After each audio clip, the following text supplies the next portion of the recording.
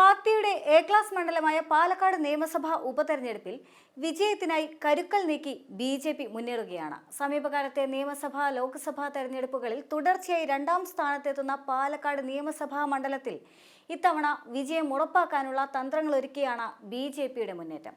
സ്ഥാനാർത്ഥി എത്തും മുൻപേ തന്നെ തെരഞ്ഞെടുപ്പിനുള്ള മുന്നൊരുക്കങ്ങൾ ബി.ജെ.പി. ഇവിടെ ആരംഭിച്ചു കഴിഞ്ഞു. 2021 നിയമസഭാ തെരഞ്ഞെടുപ്പിൽ സിറ്റിംഗ് എം.എൽ.എ. കൂടിയായിരുന്ന കോൺഗ്രസിന്റെ തീപ്പൊരി നേതാവായ ഷാഫി പറമ്പിൽ പോലും കഷ്ടിച്ച് 3759 വോട്ടുകൾക്കാണ് ബി.ജെ.പിയുടെ ഇ ശ്രീധരനെ പരാജയപ്പെടുത്തിയത്. അപ്പോഴും ബി.ജെ.പിയും CPM സ്ഥാനാർത്ഥിയും തമ്മിലുള്ള അന്തരം എന്ന് പറയുന്നത് 13,787 വോട്ടുകളായിരുന്നു. ബി.ജെ.പി. സ്ഥാനാർത്ഥി 5220 വോട്ടുകൾ നേടിയെടുത്ത് CPM സ്ഥാനാർത്ഥി CP പ്രമോദിന് 36,433 വോട്ടുകൾ മാത്രമാണ് നേടാനായത്. കഴിഞ്ഞ ലോക്സഭാ തെരഞ്ഞെടുപ്പിൽ പാലക്കാട് മണ്ഡലത്തിൽ വിജയിച്ച കോൺഗ്രസ് നേതാവായ VK ശ്രീകണ്ഠനും ബി.ജെ.പിയുടെ C കൃഷ്ണകുമാറും തമ്മിലുണ്ടായ വോട്ടിന്റെ അന്തരം 8,500ഓളം മാത്രമായിരുന്നു. അപ്പോഴും പാലക്കാട് ശ്രീകണ്ഠനും CPMന്റെ PB അംഗമായ A വിജയരാഘവനും തമ്മിലുണ്ടായിരുന്ന അന്തരം എന്ന് പറയുന്നത് 11,000-ൽ അധികവുമാണ്. അതിനാൽ തന്നെ പാലക്കാട് മൂന്നാം സ്ഥാനത്തെ വിദൂര സാധ്യതകളിൽ മാത്രം നിറഞ്ഞു നിൽക്കുന്ന CPMന് ഇവിടെ കാര്യമായ റോൾ ഒന്നും തന്നെയില്ല. ഒന്നും രണ്ടും സ്ഥാനങ്ങളിലുള്ള കോൺഗ്രസും ബി.ജെ.പിയും തമ്മിലുള്ള അന്തരം നാമമാത്രവും. കോൺഗ്രസിന്റെ നിയമസഭാ ലോക്സഭാ സ്ഥാനാർത്ഥികളായിരുന്ന ഷാഫി പറമ്പിലും VK ശ്രീകണ്ഠനും വ്യക്തിപരമായി സമാഹരിച്ച വോട്ടുകൾ കൂടി ചേർത്ത് വെക്കുമ്പോഴായിരുന്നു പാലക്കാട് മണ്ഡലത്തിലെ അവരുടെ മുന്നേറ്റങ്ങളെന്നത് വ്യക്തമാണ്. അവിടെയാണ് ബി.ജെ.പിയുടെ ഇത്തവണത്തെ സാധ്യത ഏറുന്നതും.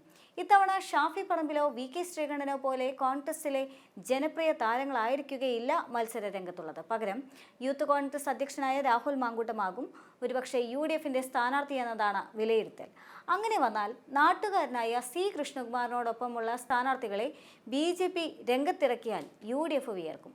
പത്തനംതിട്ട ജില്ലക്കാരനാണ് രാഹുൽ മാങ്കൂട്ടത്തിൽ. പത്തനംതിട്ടക്കാരൻ്റെ സംസാര ഭാഷയും ശരീരഭാഷയും പാലക്കാടിന് വഴങ്ങില്ല എന്ന് കരുതിയാൽ നാട്ടുകാരനായ സ്ഥാനാർത്ഥി എത്തിയാൽ ബി.ജെ.പി. ശക്തമായ പോരാട്ടം നടത്തും. പാലക്കാട് ലോക്സഭയിലും നിയമസഭയിലും നഗരസഭയിലും നിരന്തരം പോരാട്ടത്തിനിറങ്ങുന്ന C കൃഷ്ണകുമാറിന് സ്വന്തം ആളെന്ന പരിവേഷവുമുണ്ട്. അതേസമയം മത്സരത്തിന് കുറച്ചുകൂടി വീര്യം പകർന്ന് ബി.ജെ.പി. സംസ്ഥാന അധ്യക്ഷനായ K സുരേന്ദ്രൻ തന്നെ രംഗത്തിറങ്ങണമെന്ന ആവശ്യവും ശക്തമാണ്. സുരേന്ദ്രൻ വന്നാൽ മത്സരം ഒന്നുകൂടി കടുക്കും. സംസ്ഥാന നേതാവ് മത്സരിക്കുന്നുവെന്ന പ്രത്യേകതയും ഉണ്ടാകും. ശോഭാ സുരേന്ദ്രന്റെ പേരും പരിഗണനയിലുണ്ടെങ്കിലും വിജയസാധ്യത സൃഷ്ടിക്കാൻ ശോഭയ്ക്കാകുമോ എന്നതിൽ ആശങ്കയുണ്ട്. പാലക്കാടിനെ സംബന്ധിച്ച് ബി.ജെ.പിയുടെ നിർണായകമാവുക ഉപതെരഞ്ഞെടുപ്പിന്റെയും മത്സരത്തിന്റെയും പ്രാധാന്യം തിരിച്ചറിഞ്ഞുകൊണ്ടുള്ള സ്ഥാനാർത്ഥി നിർണയം തന്നെയാകും. ഉപതെരഞ്ഞെടുപ്പുമായി ബന്ധപ്പെട്ടുള്ള ബി.ജെ.പിയുടെ കരുനീക്കങ്ങൾ ഏകദേശം 2 മാസങ്ങൾക്ക് മുൻപേ തന്നെ ആരംഭിച്ചു കഴിഞ്ഞിട്ടുണ്ടായിരുന്നു. അതിന്റെ ഭാഗമായി ബി.ജെ.പിയുടെ ഭാഗത്തു നിന്നും രഹസ്യ യോഗങ്ങളും ചേർന്നിട്ടുണ്ടായിരുന്നു. പിന്നീട് ബി.ജെ.പിക്ക് ഉള്ളിൽ നിലനിന്നിരുന്ന രഹസ്യ പോരുകളെല്ലാം തന്നെ മറനീക്കി പുറത്തു വന്നത് ആദ്യഘട്ടത്തിൽ ബി.ജെ.പിക്ക് തിരിച്ചടിയായെങ്കിലും ഇപ്പോൾ ദേശീയ നേതൃത്വത്തിന്റെ ഇടപെടലിലൂടെ അത്തരത്തിലുള്ള എല്ലാ പ്രശ്നങ്ങളെയും അകറ്റി നിർത്തിയിരിക്കുകയാണ്. ബി.ജെ.പി. ഇപ്പോൾ 2 പക്ഷക്കാരില്ല. ശോഭാ സുരേന്ദ്രനും K സുരേന്ദ്രനും ഒരുമിച്ച് നിന്നുകൊണ്ടാണ് ഈ ഉപതെരഞ്ഞെടുപ്പിനെ നേരിടുന്നത് എന്ന് പറയുന്ന വലിയൊരു സവിശേഷതയും ബി.ജെ.പിക്ക് ഉണ്ട് എന്നുള്ളതുമാണ്. അങ്ങനെയാണെങ്കിൽ സ്വാഭാവികമായും C കൃഷ്ണകുമാറാണ് പാലക്കാട് ഇറങ്ങുന്നത് എങ്കിൽ K സുരേന്ദ്രന്റെയും ശോഭാ സുരേന്ദ്രന്റെയും നേതൃത്വത്തിലുള്ള വലിയ തരത്തിലുള്ള പ്രചരണ പരിപാടി കൊടുക്കും. അങ്ങനെയാണെങ്കിൽ സ്വാഭാവികമായും ശോഭാ സുരേന്ദ്രന്റെ വികാരഭരിതമായിട്ടുള്ള പ്രസംഗങ്ങളെല്ലാം തന്നെ പാലക്കാട് ഒരുപക്ഷെ അന്തരീക്ഷം ബി.ജെ.പിക്ക് അനുകൂലമാക്കി തീർക്കാനുള്ള സാധ്യത ഏറെയാണ്. എന്നാൽ അതേസമയം തന്നെ ശോഭാ സുരേന്ദ്രൻ അഥവാ ഇനി ഇറങ്ങുന്നില്ലെങ്കിൽ പോലും K സുരേന്ദ്രനും പാലക്കാട് എന്ന് പറയുന്ന സ്ഥലത്ത് ബി.ജെ.പിക്ക് വലിയൊരു സ്വാധീനമുള്ള ആ മേഖലയിൽ K സുരേന്ദ്രന്റെ വാക്കുകൾക്കും വലിയ തരത്തിലുള്ള സ്വാധീനമുണ്ടാക്കാൻ സാധിക്കുമെന്നതും ശ്രദ്ധേയമാണ്. മറ്റൊരു പ്രധാനപ്പെട്ട വസ്തുത 2024 ലോക്സഭാ തെരഞ്ഞെടുപ്പിൽ ബി.ജെ.പി. നേടിയ വമ്പൻ കുതിച്ചുചാട്ടം തന്നെയാണ്.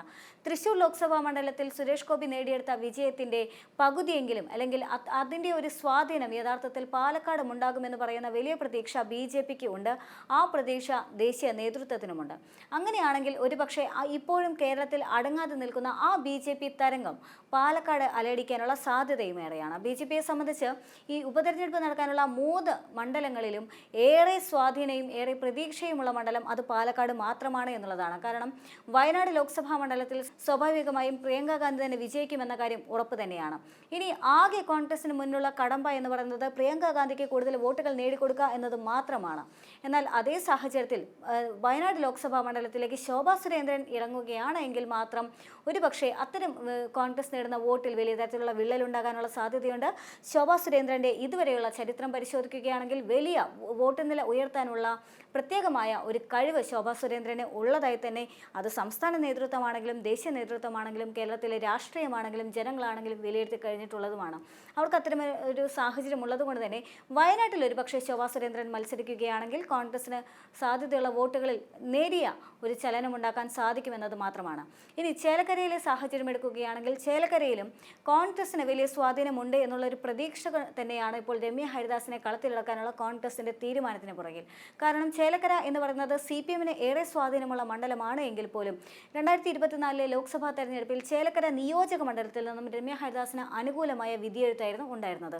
അതുകൊണ്ട് തന്നെയാണ് രമ്യ ഹരിദാസിനെതിരെ പാർട്ടിക്കുള്ളിൽ പോലും ഇപ്പോൾ വലിയ തരത്തിലുള്ള വിമർശനങ്ങൾ ഉയരുമ്പോഴും രമ്യ ഹരിദാസിനെ സ്ഥാനാർത്ഥിയാക്കണ്ട എന്ന് പറയുമ്പോഴും ചേലക്കര ലോക്സഭാ തെരഞ്ഞെടുപ്പിൽ രമ്യ ഹരിദാസ് പരാജയപ്പെട്ടിട്ട് വീണ്ടും നിയമസഭാ തെരഞ്ഞെടുപ്പിൽ മത്സരിപ്പിക്കരുത് എന്നുള്ള ആവശ്യം ഉയരുമ്പോഴും കോൺഗ്രസിന്റെ സംസ്ഥാന നേതൃത്വം രമ്യ ഹരിദാസ് തന്നെ മതി എന്ന് പറയുന്നതിന്റെ പ്രധാന കാരണവും ചേലക്കര നിയോജക മണ്ഡലത്തിലെ അഥവാ നിയമസഭാ മണ്ഡലത്തിലെ ജനങ്ങളുടെ രമ്യ ഹരിദാസിനോടുള്ള സ്നേഹം തന്നെയാണ്.